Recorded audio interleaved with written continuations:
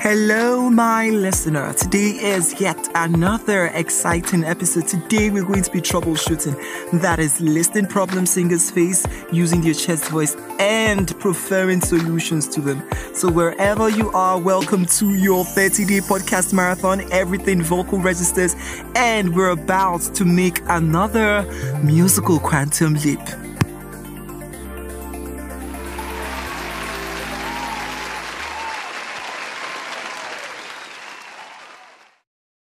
The first thing we're going to be talking about is, does everybody have the same chest range?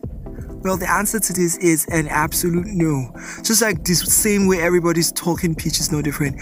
For many people, I talk lighter than a normal male should. And there are people who talk even more lighter than I do. And there are people who talk deeper than I do. And there are people who definitely talk really deep. Definitely, we cannot have the same range. Our talking range is not the same. Therefore, our chest voice range cannot be the same. That is why a female's voice is higher than yours, because even her chest voice is often the head voice for many males. I mean, I'm talking about the range here. For many males, their chest voice is, a female's chest voice is already their own. The range, their head voice is already soaring in. So yes, okay. Not yes, no, the range is not the same for everyone. And moving on to the second thing. So, second thing is, what are the common mistakes people do in their chest voice? Okay, there's so much. There's actually so much. There's a lot of mistakes. Is it forgetting to breathe that I want to talk about, or pushing too hard because they want to sound powerful, and neglecting proper posture? Because these ones are just like the major ones. There are still so many other. Some people mistake tightness for support. If you say support, they just want to tighten everything. That's also another problem. See, your voice should not feel like it is being squeezed because you're singing. Yes, I know there's something called tension, because singing is actually work, but I'm not talking about strain. I'm not talking about that tightness. It's just this stuff that shows that you are doing something, at least that's something hard, but it's still not pain. It is not tightness. It is not it's not so much pressure like how people imagine singing is. Singing should be as easy as you're talking. It should come easily for you as you're talking. So if you're training until you get to that point where singing is now as easy as talking, then you have not arrived just yet. Okay, I'm seeing another one here. Some tips to avoiding strain. We've said this before, but I'm still going to say it again. Like I said, as we continue to repeat these stuffs, it takes more. So I'm still going to repeat. Warm up your voice regardless of if you're going to sing or not that day.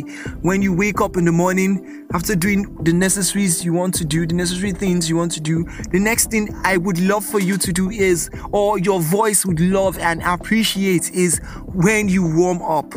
Warm up your voice regularly. Focus on your breath support. Do not overly push the sound, and do not support weakly. Okay, do not support in such a weak manner. Then listen to your body. Are you feeling pain? Is it too tight? What is your body telling you? Because your body is the greatest, because it's actually that body that is singing. So you should listen to it. Do not ignore. Do not say there's no pain. What's that word that they do? What's that quote? There's no gain without pain. When it comes to singing, there might be pain in other places, but definitely not when you're singing. When you're singing, those are red flags you should look out for. So this other trouble here, or problem here, says what to do about weak and breathy chest voice. Okay, there could be several things you can do, or there could be several. So let's talk about the reasons why you might sound breathy and weak. Okay, one of the reasons why you might sound breathy and weak is this popular saying of not supporting, of not engaging your diaphragm properly. I'm not just about engaging it, but engaging it properly when you're singing. can make you have a weak sound. Improper vowel formation can also make you have a weak sound. And generally, just lacking confidence, stage fright, can make you have a breathy and a weak sound. So how do you combat this? Experiment with different breathing exercises. Explore different mouth shapes for different vowels. See how it feels like. Like I told you in the previous pod, your voice is like an unexplored planet. Okay? It's an unexplored planet. Explore. And last tip here, be kind to yourself. Reward yourself when you do something great. And don't beat yourself up if you're not getting it at that point. Singing takes time. Singing takes consistency. Singing takes courage. Singing takes patience. Alright? So, another huge problem, very famous problem I have here is cracking on high notes. Yes, cracking on high notes. This problem is so popular. It happens when you push your voice beyond its comfortable range, beyond its comfortable range, because most of us cannot even reach our limits. So beyond its comfortable range, there's such a thing called tessitura. Your tessitura is where your voice is most comfortable, most beautiful, and most resonant. Alright? So it's your sweet spot. So most of us try to sing not just a little bit above it, but very, very far from our tessitura, from our comfort zone. And that itself is a big problem. It's just like trying to fit a square peg in a round hole. Instead of doing that, you can gradually expand your range with proper technique and warm-ups, vocal exercises. Focus on smooth transition through your registers instead of forcing high notes. Instead of looking for the nearest bush or mountain or waking up early in the morning and screaming into your pillow and all those gimmicks that you guys do, why not focus on building strength in your head voice, building strength? Most of us already have strength in our chest voice, but just in case you don't, building strength in your chest voice and focus on smoothing your transition, working on your mix, using the mix technique instead of wasting time for things that would have bad repercussions on your singing. So please stop forcing high notes. All right. So another problem we need to troubleshoot is tight throat. Tight throat. This can be a sign of tension. Remember, singing shouldn't feel like you are walking in a gym. You should not feel like you are in the labor room. You are pushing, you are traveling till you break forth and give birth. No, please relax your shoulder. Release every tightness in your jaw. You can gently massage your jaw. Imagine your voice is flowing freely through your body like a river, alright? Like just flowing like a stream out of you, not like you are forcing it out. Okay? Another one is, can you have a high-pitched talking voice, a high-pitched chest voice, and also can your talking voice be high-pitched but your chest voice be strong? And I think that's how that question comes. Well, the answer is absolutely. While some people have naturally low voices, or why some people have with naturally low voices can easily have easier time accessing their chest voice, proper training can help you, who is the high voice people, can help you build your chest voice. I've met a singer who never sings in his chest voice. He believes his head voice is everything. But I listened to him speak and I listened to him sing and I said, bro, there are two different things. You cannot, if you can talk like this, you cannot tell me you do not have a chest voice. For crying out loud. You sing all the way up here. You sing, what's the song I've been singing since? So you sing, okay, I'm trying to sing this, Whitney Houston song. I've been singing it since morning. Don't make me close one more door. I don't wanna hurt anymore. You're singing all the way up there and you're talking like this and you're telling me you do not have a chest voice. That is so not true. It's false. It's not possible.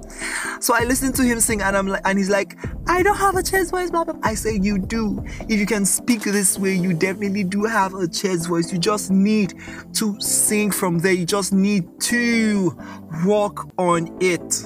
And with some few days of training and talking, we're finally able to get him to sing in his chest voice, although he doesn't very much like it.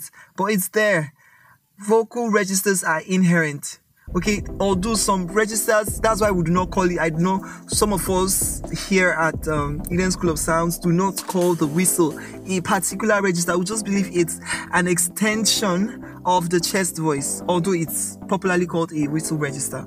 But we just prefer to call it an extension of the chest voice, being that some people cannot sing that high because vocal registers are inherent. So if we say some people do not have whistle register, then we are trying to say some people are not born with some registers, and that's just not true. So let's work with the fact that whistle register is an extension of your head voice, is an extension of your higher voice. So it's not readily accessible to some people because they are not high voice types. They cannot reach that range. All right. Okay, so the last troubleshooting we have here is, have you damaged your voice, or you feel like you have damaged your voice because of constant abuse, constant vocal fatigue, constant false or bad vocal technique? Well, if you suspect you have strained your voice, the most important thing for you, I'm talking about strain here, the most important thing for you to do is rest. There's no lozenges that can work that magic for you. There is no okra that can work that magic for you. There's no amount of water. All these things are good, but they cannot work. They cannot just magically repair your vocal cords. They are swollen. They are inflamed. They need rest. I mean rest. Sleep extra. If you've been sleeping well, sleep extra now, because sleep in a way helps your vocal cords, your vocals to heal. So if you've been sleeping less, sleep more, drink more water, eat fruits. That's the only way. That's the only way. Give your voice rest. Give your voice some therapy with warm liquid, gentle humming, or complete silence. And if it still persists, you can seek help from a voice doctor, a vocal coach, and they can help you correct that bad technique or give you things you can do or things you can take to recover your voice if it's that bad. And if it is really bad that a voice coach cannot help you, you need to go to the hospital. If your voice means that much to you, you need to go to the hospital. All right, so that's all for our troubleshooting today. I think it's the last thing we're going to talk about, the chest voice. We are moving on to the head voice. Oh, but seriously, I'm considering learning, going into classical music. Not now, though. Probably in the future, I'll go into classical music, and I would train as a countertenor. I'll work as a countertenor, so you begin to hear me do all this God,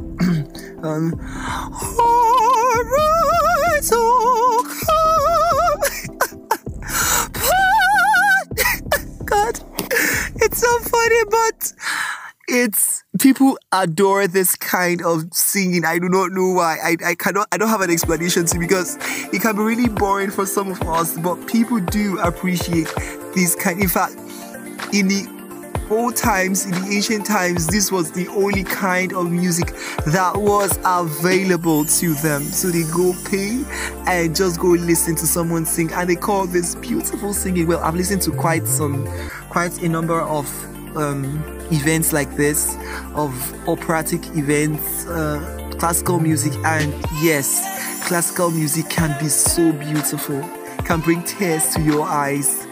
Okay, that'll be all for today's session. This is the last thing we're covering under chest voice. If you have any other questions on the chest voice, do not hesitate to ask in the community. Alright guys, I love you so much. Thank you for listening. Thank you for paying attention. It's bye from me.